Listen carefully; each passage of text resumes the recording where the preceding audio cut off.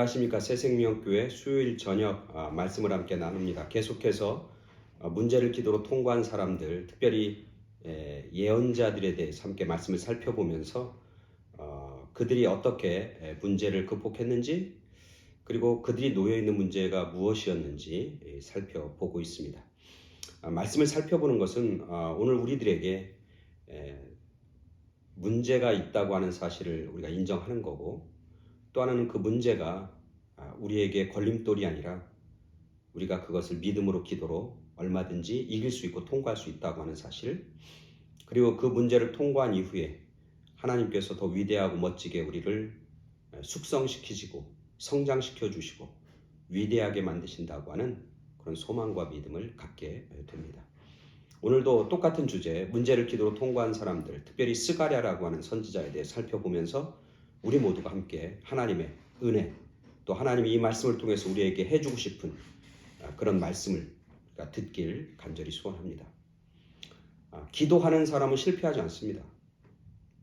기도하는 사람은 응답을 반드시 받습니다. 왜냐하면 하나님이 믿음의 기도에 응답해 주신다고 약속해 주셨기 때문에 그렇습니다.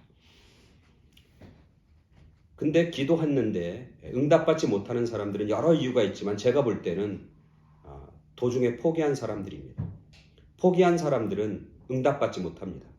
포기한 사람들은 하나님의 기도의 역사를 체험하지 못합니다. 기도의 파워를 경험하지 못합니다. 하나님은 항상 응답해 주십니다. Yes, no, wait. 예, 아니다, 기다려라, 때를 기다려라, 이렇게 응답해 주십니다. 응답해 주시는 방법도 때로는 말씀으로 응답해 주십니다. 음성으로 들려주십니다. 귀를 통해서, 다른 사람의 입술을 통해서 들려지기도 하고, 우리의 마음과 우리의 영혼과 우리의 생각 가운데 말씀해 주십니다. 그리고 감동을 허락해 주십니다. 그래서 우리는 이것은 하나님이 나에게 해주시는 그런 응답이고 말씀이다, 그렇게 깨닫게 됩니다. 기도하면 깨닫게 됩니다. 말씀으로 응답해 주실 뿐만 아니라 때로는 환상으로 응답해 주십니다. 그림을 보여주십니다. 멋진 광경을 보여주십니다. 꿈을 꾸게 하여 주십니다. 하나님께서 말씀해 주셨잖아요. 내가 내 영을 내 백성들에게 허락해 준다고, 부어주리니 젊은이들이 환상을 보고, 그리고 늙은이들이 꿈을 꾸고, 젊은이들은 이상을 갖게 된다고 말씀해 주십니다. 즉 기도하면 하나님의 영이 우리에게 환상을 보여주신다는 거예요. 그림을 보여주신다는 겁니다. 성경에 나와 있는 많은 하나님의 사람들과 예언자들 중에서 그런 기도함으로 환상을 본 대표적인 예언자가 스가랴라고 하는 예언자입니다. 이 사람은 8개의 환상을 통해서 하나님의 뜻과 하나님의 섭리를 깨달았고, 하나님이 지금 하나님의 백성들에게 어떤 일, 무엇을 이루실 것인가를 그는 보게 되었던 것이죠. 오늘 우리가 읽은 말씀도 그 환상 중에 하나, 응답받은 환상 중에 하나의 말씀을 함께 살펴보도록 하겠습니다. 스가랴 3장 1절부터 5절까지 말씀 보겠습니다. 오늘 하나님께서 주시는 말씀 스가랴 5장 1절부터 5절까지 말씀 봉독해 드립니다. 대제사장 여호수아는 여호와의 천사 앞에 섰고 사탄은 그의 오른쪽에 서서 그를 대적하는 것을 여호와께서 내게 보이시리라. 여호와께서 사탄에게 이르시되 사탄아, 여호와께서 너를 책망하노니 예루살렘을 택한 여호와께서 너를 책망하노라. 이는 불에서 꺼낸 그슬린 나무가 아니냐 하실 때에 여호수아가 더러운 옷을 입고 천사 앞에 서 있는지라. 여호와께서 자기 앞에 선 자들에게 명령하사 그 더러운 옷을 벗기라 하시고, 또 여호수아에게 이르시되 내가 내 죄악을 제거하여 버렸으니 내게 아름다운 옷을 입히리라 하시기로, 내가 말하되 정결한 관을 그의 머리에 씌우소서 하매 곧 정결한 관을 그 머리에 씌우며 옷을 입히고 여호와의 천사는 곁에 섰더라. 아멘. 스가랴서 3장 1절부터 5절까지 말씀입니다. 이 말씀 속에서 스가랴는 환상을 봅니다. 그 환상은 마치 무엇과 같냐면 재판하는 광경과 같습니다. 그래서 재판장인 하나님이 계시고, 그리고 천사가 있고, 그리고 사단과 마귀가 이렇게 서 있습니다. 그리고 여호수아, 대제사장 여호수아가 그 가운데 있습니다.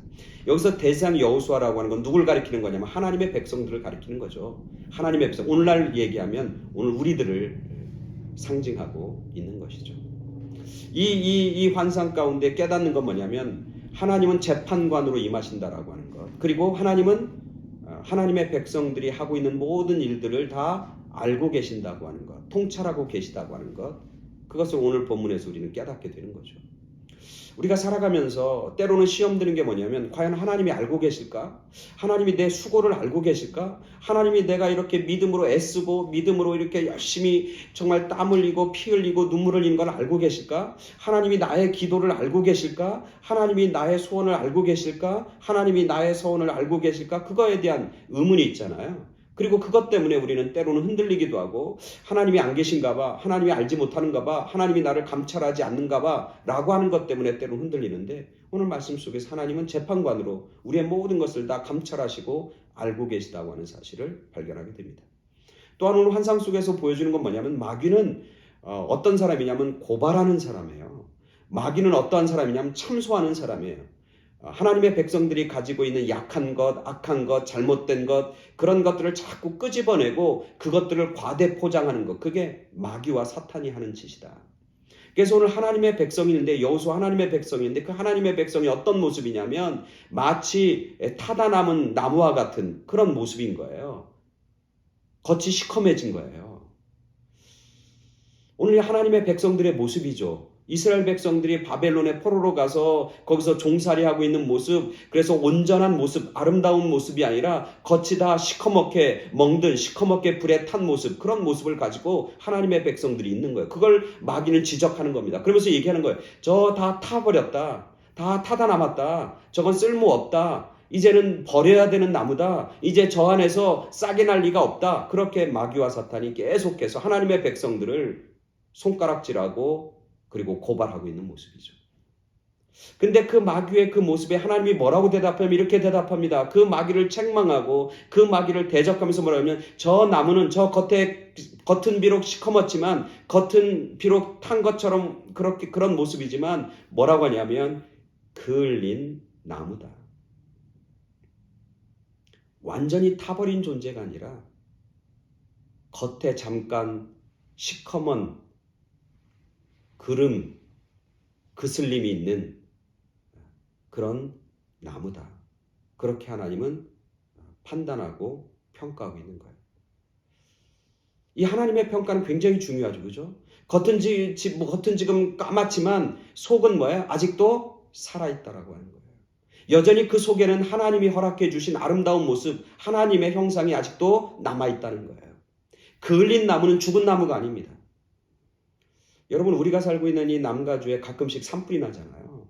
산불이 나면 겉은 똑같이 까만데 완전히 타버린 나무, 죽은 나무가 있는가 하면 어떤 나무는 똑같이 까만데 그을린 나무가 있어요. 근데 그을린 나무는 나중에 비가 내고 봄이 되면 그 그을린 나무에서 뭐가 나요? 싹이 나고 새싹이 나는 걸 보게 됩니다. 마치 그런 거예요. 그을린 나무다. 그을렸다고 하는 건 뭐냐면 여전히 생명이 있고 여전히 저기서 싹이 날 것이고 여전히 저기에서 새로운 소망이 있고 여전히 저 안에는 여전히 하나님이 주신 아름다운 모습, 하나님이 주신 그런 성품이 여전히 남아있다고 그렇게 하나님은 평가하고 있는 거예요. 하나님이 보는 그 은혜, 하나님이 바라보는 그 자비의 눈, 하나님이 바라보는 그런 어떤 풍성한 사랑의 모습이 이 단어 가운데 남아있는 거죠. 얼마나 감사한지 몰라요.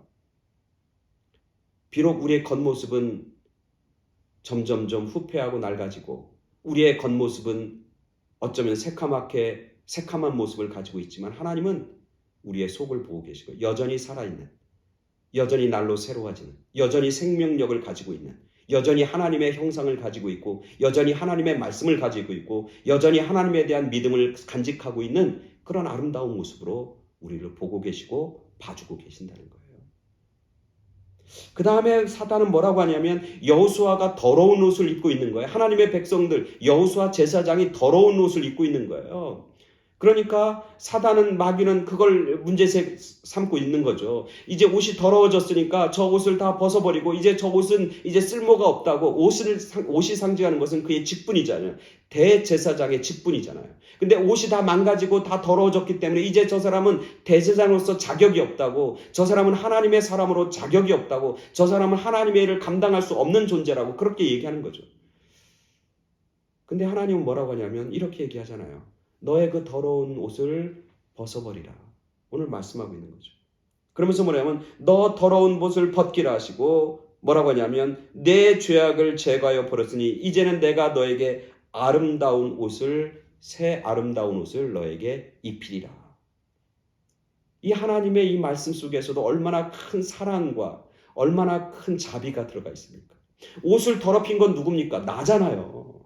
내가 실수해서, 내가 잘못해서, 내가 어리석어서, 내가 죄를 지어서 내 옷이 더러워진 건데 그 옷이 더러워졌다고 하나님이 심판하거나 하나님이 책망하거나 하나님이 그것 때문에 뭐라고 손가락질하니 하시고 마귀와 사탄이 그걸 손가락질함에도 불구하고 하나님 뭐라고 하냐면 걱정하지 마. 그 옷 벗으면 돼. 내가 새로운 아름다운 옷으로 새로 너에게 입혀줄 거야. 그렇게 말씀하고 있는 겁니다. 너가 다시 회복될 거라고. 너가 다시 온전해질 거라고. 너가 가지고 있는 그 더러운 것을 내가 다 용서했다고. 다 깨끗하게 씻겨준다고. 그렇게 하나님이 말씀하시고 약속해 주시는 겁니다. 얼마나 감사하고 얼마나 귀하고 얼마나 감격스러운 그런 말씀인지 몰라요. 근데 오늘 본문에서 이해하지 못하는 것은 그런 하나님의 은혜, 그런 하나님의 용서, 그런 하나님의 회복, 그 하나님이 주시는 그런 놀라운 소망의 말씀이 다 주어졌음에도 불구하고 오늘 스가랴는 마지막에 이렇게 얘기해요. 5절에 보면 내가 말하되, 이게 스가랴거든요. 스가랴가 말하되 뭐라고 하냐면 하나님 정결한 관을 그의 머리에 씌워 주소서. 하나님 정결한 관을 그 머리에 씌워 주세요. 그렇게 그가 하나님 앞에 간구하는 모습을 보게 됩니다.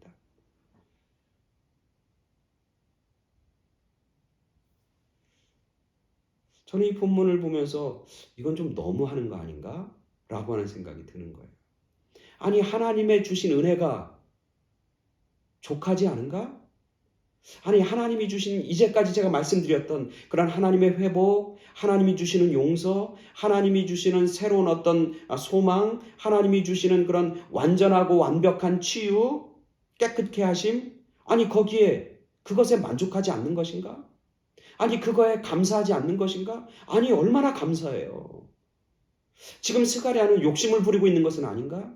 하나님이 은혜 주신 거에 대해서 감사의 마음이 없는 건 아닌가? 아니 그것만 해도 감사한데, 그것만 해도 감지덕진데 거기에다 정결의 관을 씌워달라고 이렇게 요구하는 것은 무리한 요구 아닌가? 욕심 부리는 것 아닌가? 라고 하는 생각을 갖게 되는 거죠.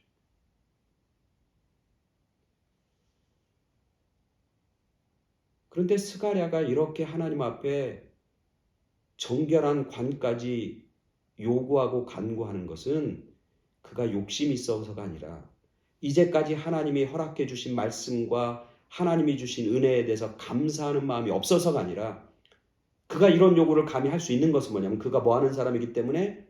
기도하는 사람이기 때문에. 특별히 그가 뭐 하는 사람?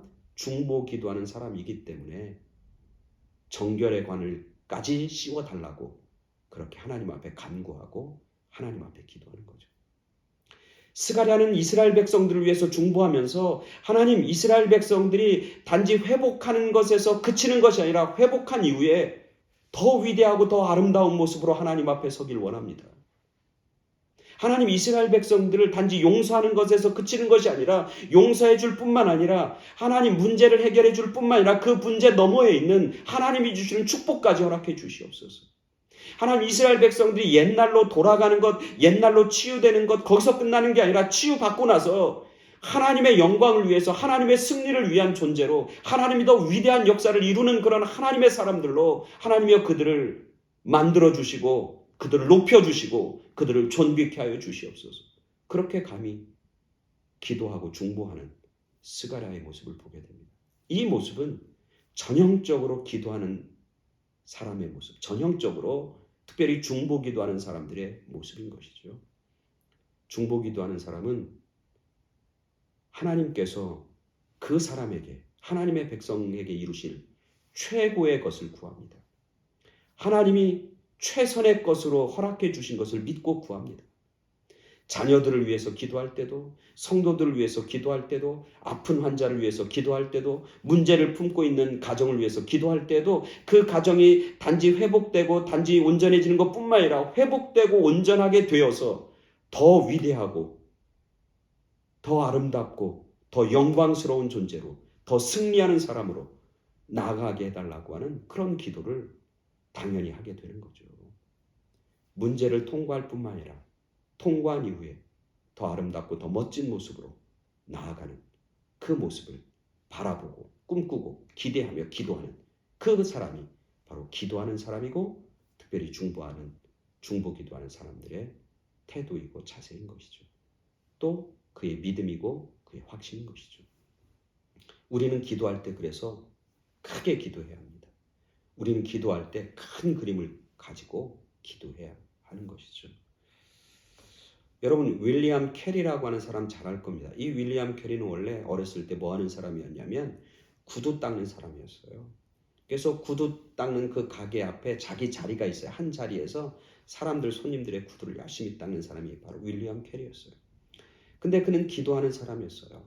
그러면서 구두를 닦으면서도 그는 자기 그 부스, 구두 닦는 그 부스 앞에 이렇게 크게 적어놨습니다. 뭐라고 했냐면 위대한 꿈을 가져라. Great vision, great vision. 그래서 큰 꿈을 가져라. 큰 비전을 가져라. 두 번째는 뭐냐면 큰 기도를 해라. 그러면서 great pray, great pray. 그래서 great vision, great pray. 그러면서 마지막이 뭐냐면 great expect. 큰 기대를 가져라. great expectation. 큰 비전을 가져라. 큰 기도를 해라. 큰 기대를 가져라. 그렇게 세 개를 딱 놓고 항상 바라보면서 기도했다고 그래요. 그렇게 해서 구두를 닦는 이 구두 수선공인 윌리엄 캐리는 구두를 닦다가 결국 무슨 사명을 그가 받게 되냐면 선교사를 모집하는데 그 선교사에 지원하게 됩니다. 세계를 품고 기도하면서 그는 선교사로 자기 자신을 헌신합니다. 다른 사람이 다 반대했습니다. 그냥 구두나 닦고 있지. 그걸 하면서 생계 유지하지 뭐 선교사를 가냐고. 너 같은 사람이 선교사를 제대로 할 수 있겠냐고. 여기저기서 비아냥거리는 소리를 듣습니다. 그러나 그걸 무시하고 하나님이 주시는 큰 꿈, 큰 기도, 큰 expectation, 큰 그림을 보고 전 세계를 위해서 일할 거라고 그렇게 결단하고 선교사로 떠납니다. 그가 간 선교지가 어디냐면 인도예요. 인도. 그래서 그곳에서 선교를 열심히 합니다. 그래서 윌리엄 캐리 그러면 뭐냐면 선교사의 아버지입니다. 인도 선교의 개척자.